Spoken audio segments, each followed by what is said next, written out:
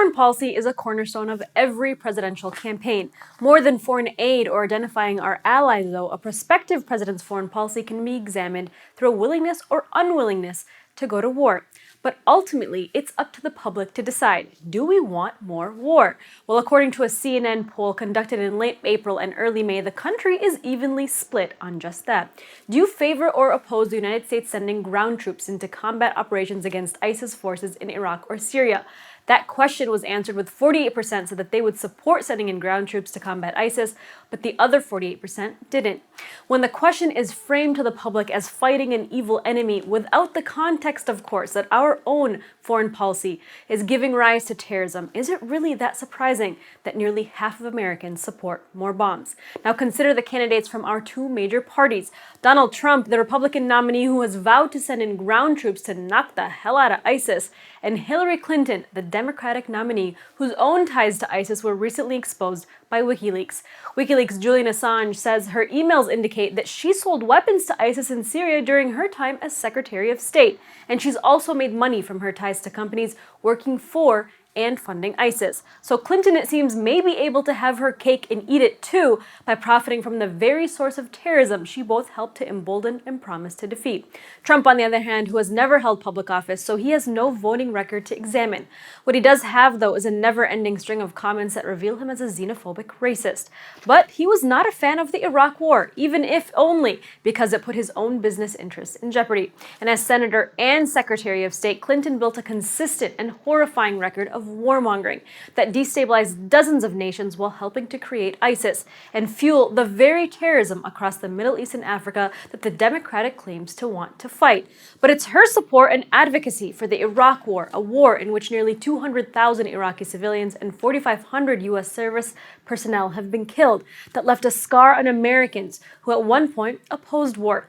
Now, one of those fallen U.S. soldiers was Casey Sheehan, a U.S. Army specialist who died on April 4th, 2004. Now, in the wake of his death, his mother, Cindy Sheehan, became a vocal anti-war activist. In 2005, the Peace Mom camped outside of President George Bush's ranch in Texas for several weeks, vowing to stay there until she got a face-to-face meeting with the president himself, who she said never had a good reason for going to war in the first place. Now, she's been arrested during multiple anti-war protests in the years since then, and she also produces a blog and podcast, Cindy Sheehan's Soapbox, which tackles the U.S. empire that spreads war around the world. Now, she's here on Behind the Headline to talk to me about where the anti-war movement is today and whether any presidential candidate can bring that with them any hope for a world without war. Now, Cindy, thank you so much for joining me today. You've been extremely critical of the anti-war movement, and so have I, as we've seen them kind of jump on the Hillary bandwagon. Where is the anti-war movement today? There's very little anti-war movement in the United States. There are some of us who are anti-empire, and we have been working against Obama and his wars, but it hasn't been a mass movement. It's been very small, and it seems to have been very localized. And there's been no mass demonstrations in Washington, D.C. against the Obama's wars. He's now bombing Libya. There seems to be very little opposition to that. And then, of course, Bernie Sanders just ran for the nomination of the Democratic Party to be president. His record in these, these issues are very bad. The only thing he can claim is that he voted against the invasion of Iraq when he had already voted to give George Bush authorization to use military force against the so-called war on terror. I usually call it a war of terror that the U.S. is committing against the world. And so all these people got behind Bernie Sanders, again, thinking that he was some kind of peace candidate. He rarely, if ever, addressed foreign policy. And if he did, he said things like he could use the unmanned aerial vehicles to drone bomb countries, like Barack Obama has done. And so all these people who I think would be more anti-war and more with us in the streets and at protests, they get co-opted by the Democratic Party time and time again. And the Democratic Party is just as hostile as the Republican Party. Right. And speaking of pro-war candidates, with the presidential campaigns in full swing, you recently said You reflected on the two major party candidates, Donald Trump and Hillary Clinton. You asked, which is worse, background checks or a mass murderer? Are these really our only choices? And are the candidates any different than what we've had in the last 4 years or maybe 8 years ago? Of course, Donald Trump has said things like he believes that people who want to immigrate to the United States from Muslim countries, Arab countries, should be subjected to more vigorous background checks than people coming from other countries. And although I oppose that, Hillary Clinton has been supportive of bombing Arab countries, and which has resulted, Arab Muslim countries, which has resulted in mass murder in Libya, tens of thousands, in Iraq, hundreds of thousands, Syria, Yemen, the list goes on and on.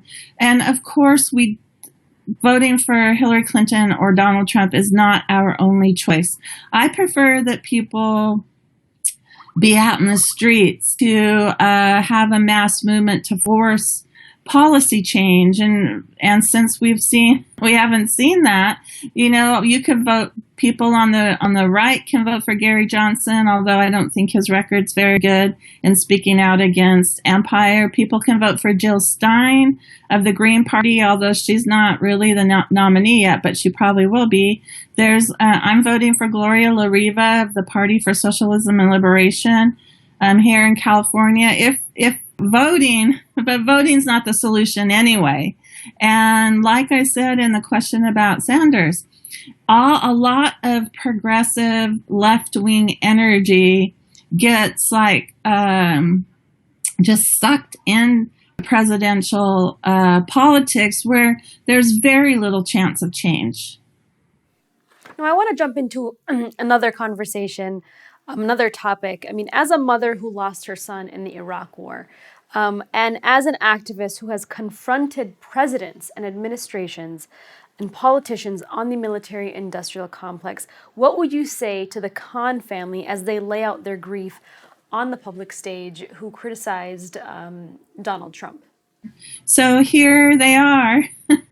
They're saying something about someone who's a candidate, Trump, who hasn't made any policy decisions or policy votes, but they're supporting somebody who really, I think, has been very destructive in her public life. Right, and I'm glad you talked about that because, this leads me to my next question is, what would you say to Donald Trump, whose response to the Khazir and Ghazala Khan couple, the parents of the Muslim soldier like your son who was killed in Iraq, has been nothing short of disgraceful?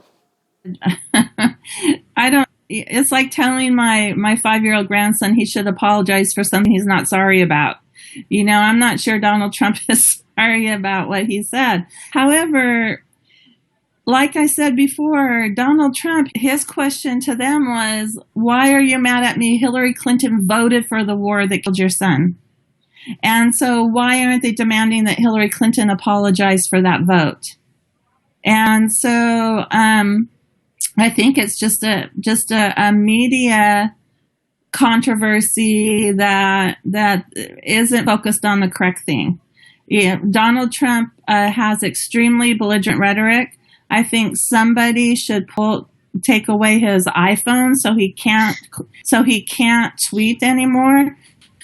When I was in Crawford, Texas in 2005, and when I was doing, my activism, I'm still doing it, but when everybody was focused on my activism, when the corporate media was focused on it, they said that George Bush was kind to me, that George Bush said, that she has a right to her opinion. But George Bush had Karl Rove, and Karl Rove and his minions attacked me thoroughly.